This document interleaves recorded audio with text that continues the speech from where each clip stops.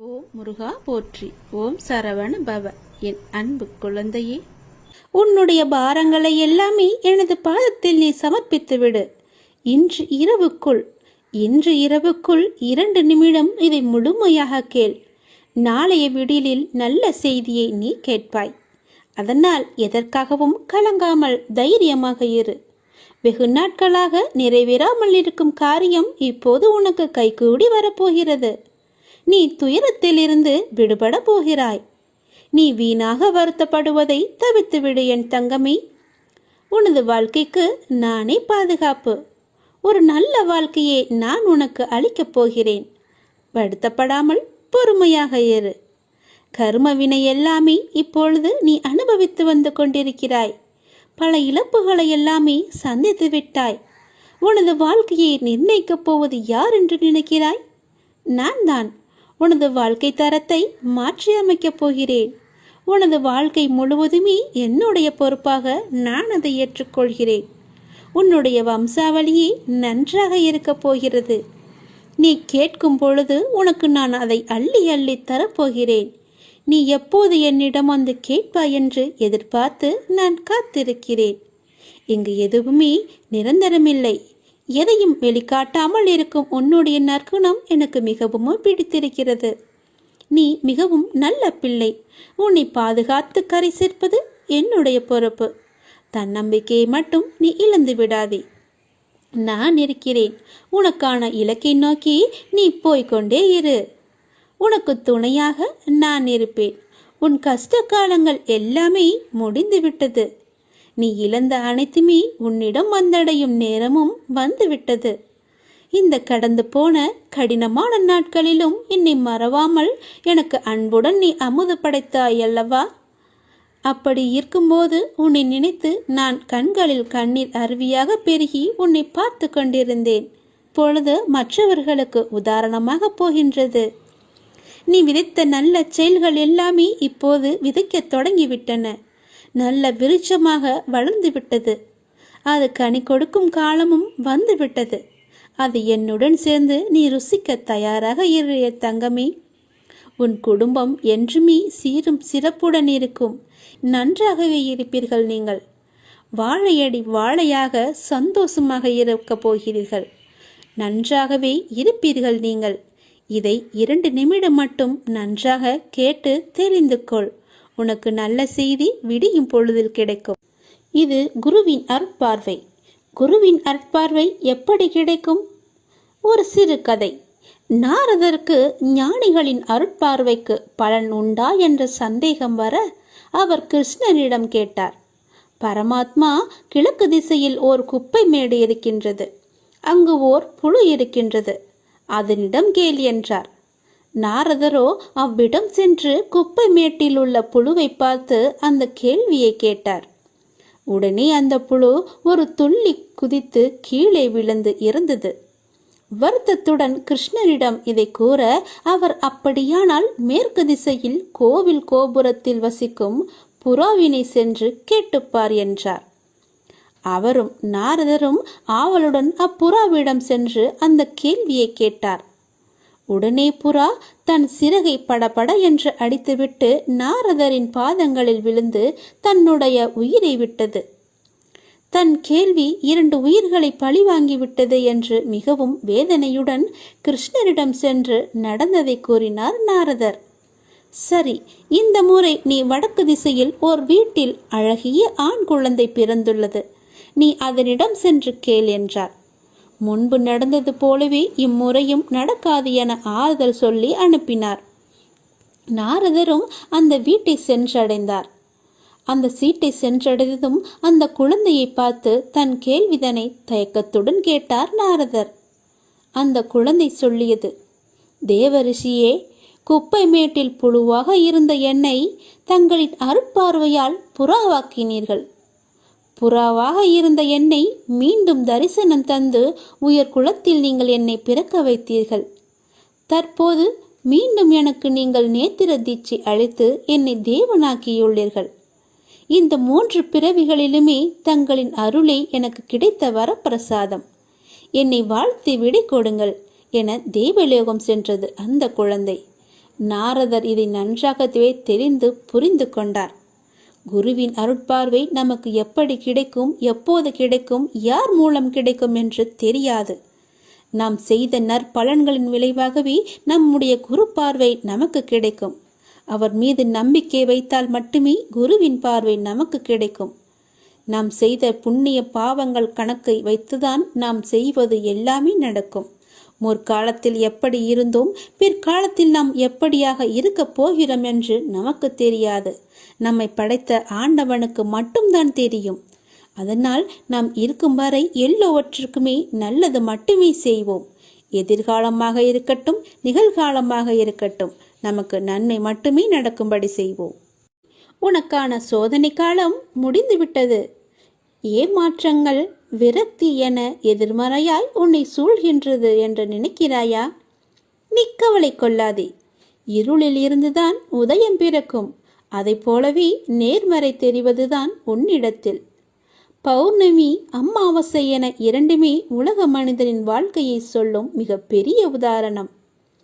பௌர்ணமியிலிருந்து அமாவாசை வருகிறதா அல்லது அமாவாசையிலிருந்து பௌர்ணமியாய் என்று நினைத்து நிர்ணயித்து சொல்ல முடியாது.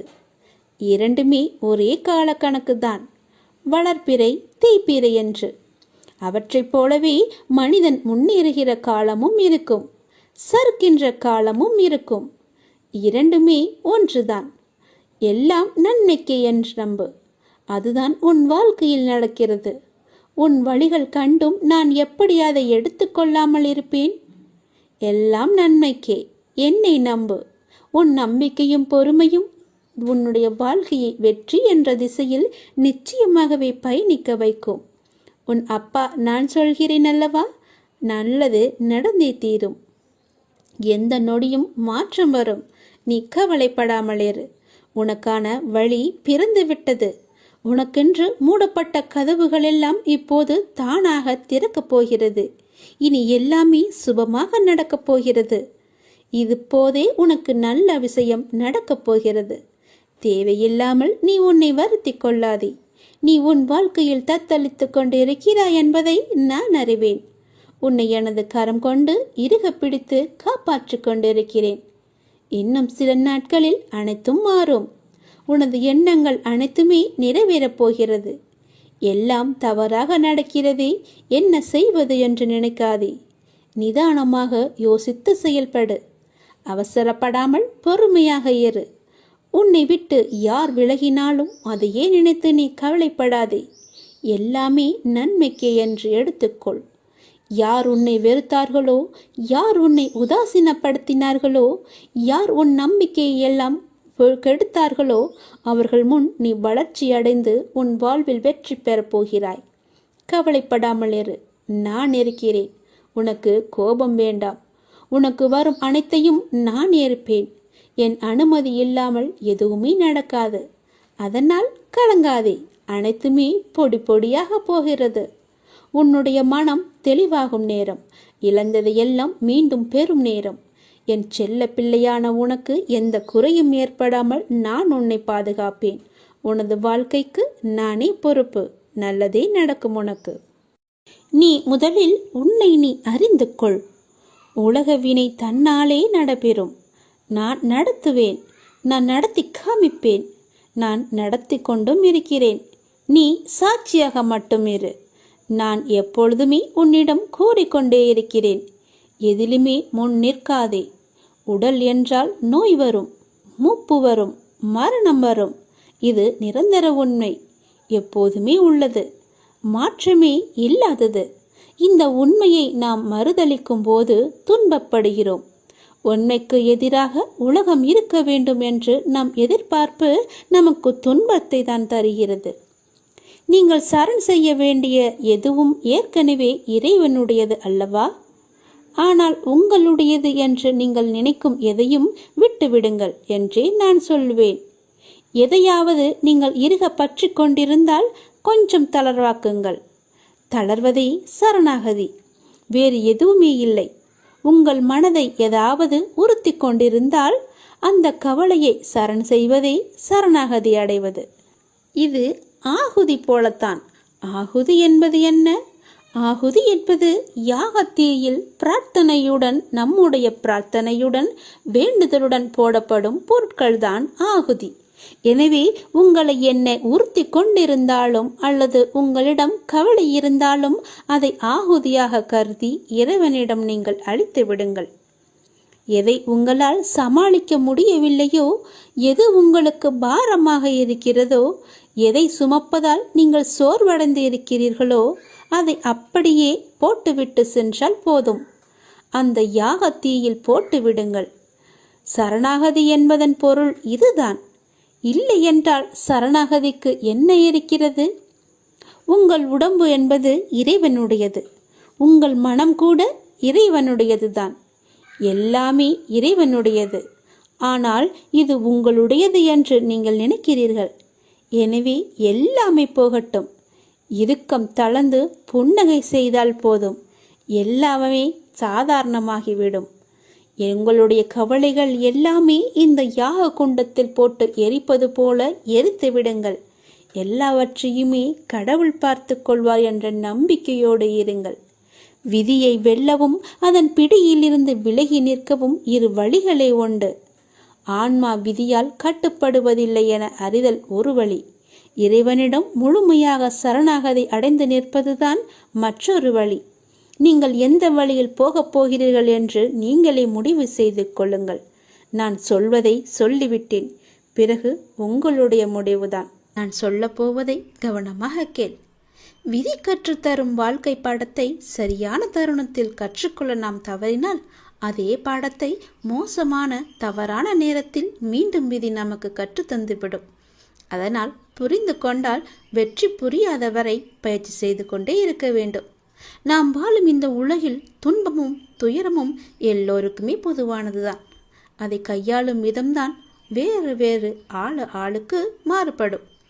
சிலர் முறையாக கையாள தெரியாமல் சோர்ந்து தடுமாறி முயலாமல் முடங்கி போய்விடுவார்கள். சிலர் நேரான வழியில் விடாமுயற்சி செய்து நினைத்ததை சாதித்து விடுவார்கள். ஆழ்கடல் அனைவருக்கும் ஒன்றுதான். மூச்சடக்கி மூழ்கினால் முத்துக்கள் கிடைக்கும். வலிமையுடன் வளைந்து வலை வீசினால் மீன்கள் கிடைக்கும். இரண்டையும் செய்ய முன்வராமல் கரையை மட்டும் தொட்டால் கால்கள் மட்டுமே நனைந்து ஈரமாகும். நம்பிக்கை என்பது உங்கள் கையில் இருக்கும் வரை வெற்றி என்பது உங்கள் கை கூடும் தூரத்தில் தான் இருக்கின்றது. எளிதாகவே தொட்டுவிடலாம். உங்களை நிராகரித்த இடத்தில் நிராகரிக்கவே முடியாத அளவிற்கு வளர்வதுதான் உண்மையான வளர்ச்சியின் வெற்றியாகும். சோதனைகளால் மனதை பலப்படுத்த முடியும். தோல்விகளால் முயற்சியை மேம்படுத்த முடியும். வெற்றிகளால் அடக்கத்தை கற்றுக்கொள்ள முடியும். வெற்றியை விட பல சந்தர்ப்பங்களில் முயற்சிகள் மிகவுமே அழகானவை. முடிவே இல்லாத ஒரு வார்த்தை முயற்சி மட்டுமே. கோடி முறை பயிற்சி செய்தாலும் ஒரு முறை முயற்சி செய்தால்தான் பலனை நம்மால் அடைய முடியும். தேடாத போது கிடைப்பதும் தேடும் போது தொலைப்பதும் வாய்ப்புகளை மட்டுமல்ல, உங்களுடைய வாழ்க்கையையும் தான். நான் சொல்வது உங்களுக்கான வாழ்க்கைக்கான பாடம். இதை நீ எடுத்துக்கொள்வதும் எடுத்துக்கொள்ளாமல் கைத்தட்டி விட்டு போவதும் உன்னுடைய மனதில்தான் இருக்கிறது. அதை நீ எடுத்துக்கொள்ளும் விதத்தில்தான் இருக்கிறது.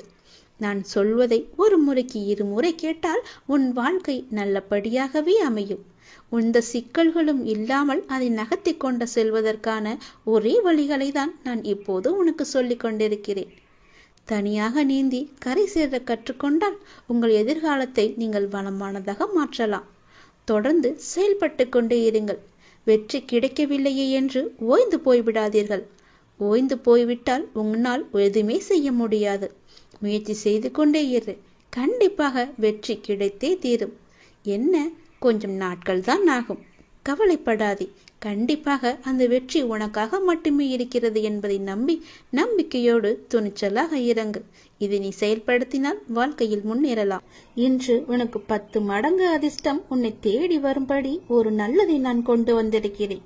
தவற விட்டு விடாதே. பிறகு நீதான் வருத்தப்படுவாய். என் அன்பு குழந்தையே, உனக்குள் நேர்மறை எண்ணங்கள் குறைந்து எதிர்மறை எண்ணங்கள் நிறைந்துள்ளதால் நீ முடிவெடுக்க மற்றும் செயல்பட அச்சப்பட்டு கொண்டிருக்கின்றாய்.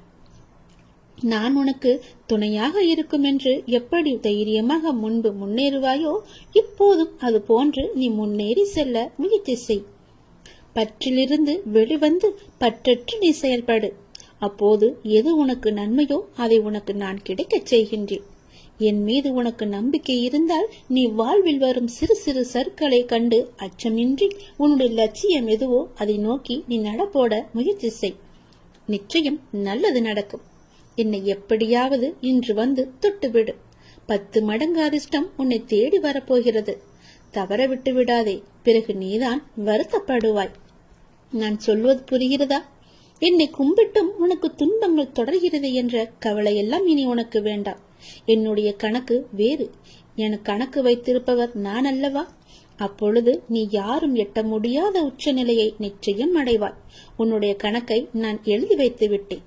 நன்மைகள் அவ்வப்போது இடைவெளி விட்டு நடக்கும். உனக்கு சில நாட்கள் உனக்கு நன்மையாக இருக்கவில்லை என்றும் மனதில் பாரம் குறையவில்லை என்றும் என்னிடம் முறையிட்டாய் அல்லவா?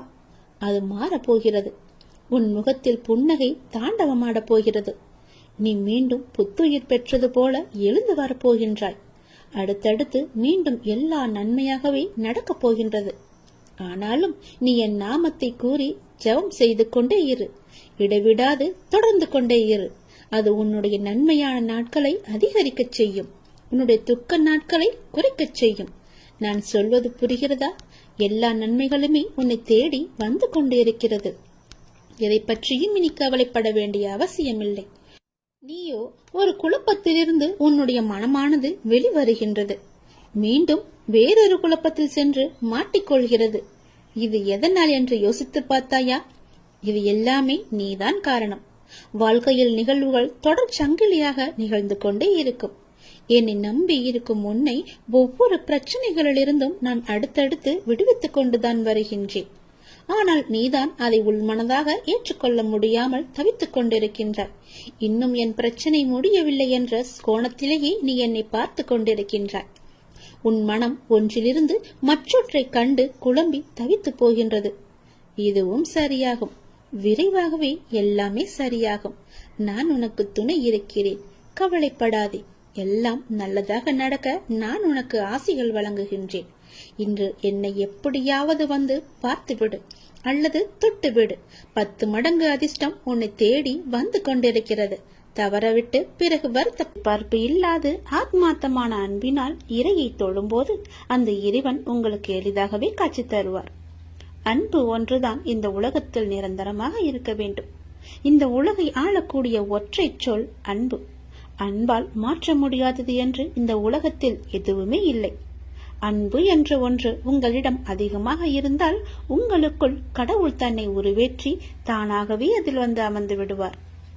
ஒரு நாளில் எதை பற்றி நீங்கள் அதிகமாக சிந்தித்துக் கொண்டு இருக்கின்றீர்களோ நீங்கள் அதுவாகவே மாறிவிடுவீர்கள். முடிந்தவரை கோபம், பொறாமை, வெறுப்பு போன்ற எண்ணங்களை விடுத்து அன்பால் நிரம்பி நல்ல எண்ணங்களை மனதால் நீங்கள் சிந்தியுங்கள். நாம் அளிக்கும் அன்பை மீண்டும் எதிர்பார்க்கும் பொழுதுதான் நாம் ஏமாற்றம் அடைகின்றோம். எந்த எதிர்பார்ப்புமின்றி நீங்கள் அன்பு செலுத்துங்கள். எந்த நிபந்தனைகளுமின்றி எதிர்பார்ப்புகளுமின்றி எல்லோரிடமும் அன்பை அளியுங்கள். அப்பொழுது உங்கள் உலகமே உங்களுக்கு புதிதாக தோன்றும். குறிப்பாக பார்த்தால் உங்களை நீங்களே அளவற்ற அன்பு செய்யுங்கள். உங்களை நீங்களே அன்பு செய்தால் தேவையற்ற எண்ணங்களை உங்கள் மனதிற்குள் திணித்து உங்களை நீங்களே கஷ்டப்படுத்திக் கொள்ள மாட்டீர்கள். உங்களுடைய ஆரோக்கியத்தை கெடுத்துக் கொள்ளவும் மாட்டீர்கள். உங்கள் ஆரோக்கியம்தானே உங்களுக்கு நல்லது. அன்பு குறையும் பொழுதுதான் குற்றங்கள் பெரிதாக பார்க்கப்படும். குடும்பத்தில், தொழிலில், நண்பர்களுடன், தெரிந்தவர், தெரியாதவர், விலங்குகள், பறவைகள், தாவரங்கள், பஞ்சபூதங்கள் இவை எல்லாவற்றுக்கும் அடிப்படையான இறைவன் என்று அனைவரிடமும் அன்புடன் நாம் இருப்போம். பல மடங்காக மீண்டும் அன்பை நாம் பெறுவோம். அன்புதான் உங்கள் பலவீனம் என்றால் நீங்கள் தான் உலகிலேயே மிக பெரிய பலசாலி. அதை நீங்கள் புரிந்து கொள்ளுங்கள். வெறுப்பது யாராக இருந்தாலும் நீங்கள் அனைவரையும் நேசித்து நாமாக வாழ்ந்து வருவோமே. நேசிப்பது நாம் தான் என்று சந்தோஷமாக வாழ்ந்து வருவோமே. உங்கள் வாழ்க்கையை நீங்கள் அன்பால் நிரப்பி பாருங்கள். உங்கள் வாழ்க்கையில் எவ்வளவு சந்தோஷமான பூக்களை சந்தோஷமாகவே பறிப்பீர்கள் என்று. உங்கள் வீடு, உங்கள் தோட்டம், உங்கள் இல்லம், உங்கள் சுற்றியுள்ள அனைத்துமே சந்தோஷத்தால் நிரம்பி வழியும். அதனால் யாரிடமும் அன்பு செலுத்த நாம் தவற வேண்டாம், மறக்கவும் வேண்டாம். உங்கள் மனதில் எதையோ நினைத்து கவலைப்பட்டு கொண்டிருக்கவும் வேண்டாம். இதை பற்றியும் நீங்கள் கவலையும் படாதீர்கள். என்னை நினைத்து உங்கள் வீட்டில் ஒரே ஒரு விளக்கு ஏற்று உன்னுடைய மனநிலையை நான் மாற்றி காமிக்கின்றேன். உன் மனம் முழுவதும் நானே வந்து அமர்ந்து அந்த இடத்தில் அன்பை பொழிய வைக்கின்றேன். அன்பு பொழிந்து விட்டால் போதும், உன் இல்லமும் மனமும் சந்தோஷத்தில் பூத்து குலுங்கும். எனக்காக ஒரே ஒரு நாளாவது உன் வீட்டில் விளக்கு ஏற்றுவை. உன் மனநிலை மாறி சந்தோஷமாக இருப்பதை நீயே பார்ப்பாய். உனக்கு நிம்மதி இருக்கும். மனம் தளராதே. நீ உயரமாக வளர்ந்து ஜோதியை போல ஜொலிக்கப் போகிறாய். சந்தோஷமாக இரு.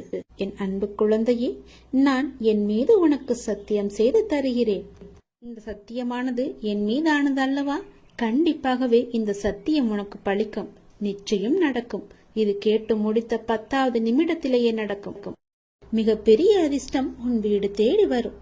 நீயே எனக்கு நன்றி சொல்ல போகின்றாய். சந்தோஷமாக அதை அனுபவிக்க இந்த நொடி முதலே நீ அனுபவித்துக் கொள்ள எல்லாவற்றையும் நீ தயாராக வைத்துக்கொள். இது என் மீது சத்தியம். உன்னுடைய குறைகளை எல்லாம் தீர்த்து வைக்கவே நான் இருக்கின்றேன். நீ கலங்காதே. நீ மனமுடைந்து சிந்தும் கண்ணீர் துளிகளுக்கு மதிப்பு அதிகம். அதை இரக்கம் இல்லாத மனிதர்களிடம் நீ காட்டாதே. உனக்காகவே என் மனவாசல் என்றுமே திறந்து இருக்கின்றது. என்னுடன் உன் சுக துக்கங்களை நீ பகிர்ந்து கொள். என்னுடன் பேசும் பழக்கத்தை நீ ஏற்படுத்திக் கொள். உனக்கு இனி ஒவ்வொன்றாகவே நல்லது தொடங்க போகிறது. நீ பட்ட துன்பங்கள் எல்லாமே அனைத்துமே இந்த நொடி முதலே முடிந்து விட்டது. நான் உனக்காக வருகின்றேன். உனக்காக மட்டுமே நான் வருகின்றேன். கலங்காதே.